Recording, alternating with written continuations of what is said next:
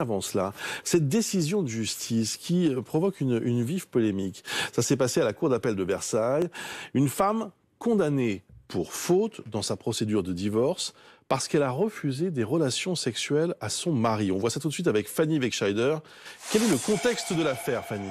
Une affaire autour de l'interprétation du devoir conjugal et de ce que cela peut encore signifier en 2021. Concrètement, vous l'avez dit, la justice a donc sanctionné une femme. Elle est âgée de 66 ans d'un divorce pour faute à ses torts exclusifs à cette femme parce qu'elle a refusé d'avoir des relations sexuelles avec son mari pendant près de 8 ans.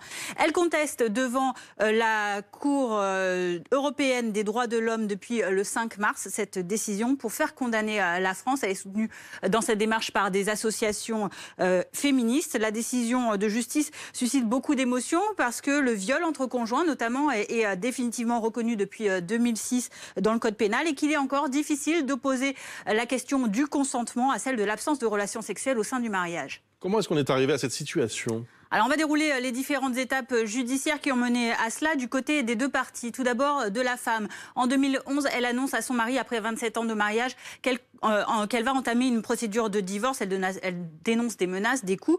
En 2012, elle initie donc cette procédure de divorce.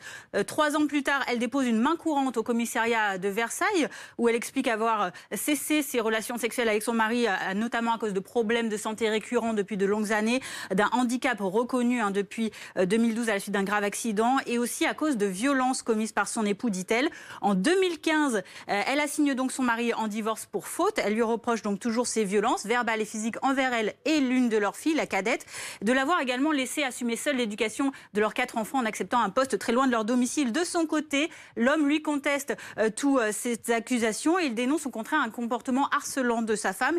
Il réclame la reconnaissance, lui, d'un divorce pour faute de son épouse pour refus de consommer le mariage notamment. Alors que conclut la justice ?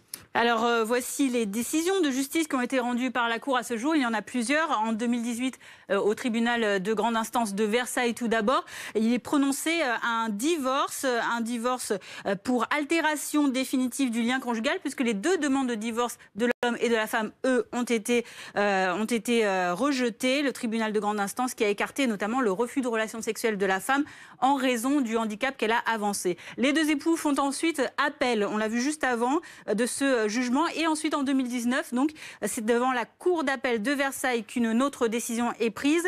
Elle prononce le divorce pour faute au tort exclusif donc, de la femme en raison de ce refus de rapport sexuel avec son mari sur la base de la main courante qu'elle avait déposée en 2014 qui constituerait des aveux selon cette Cour. Elle considère des éléments médicaux qui n'excusent pas non plus ce refus. En septembre 2020, la Cour de cassation rend cette décision définitive par arrêté de rejet. Et donc, le 5 mars, on l'a dit, la femme a décidé de saisir la Cour européenne des droits de l'homme. Merci beaucoup, Fanny, pour toutes ces précisions.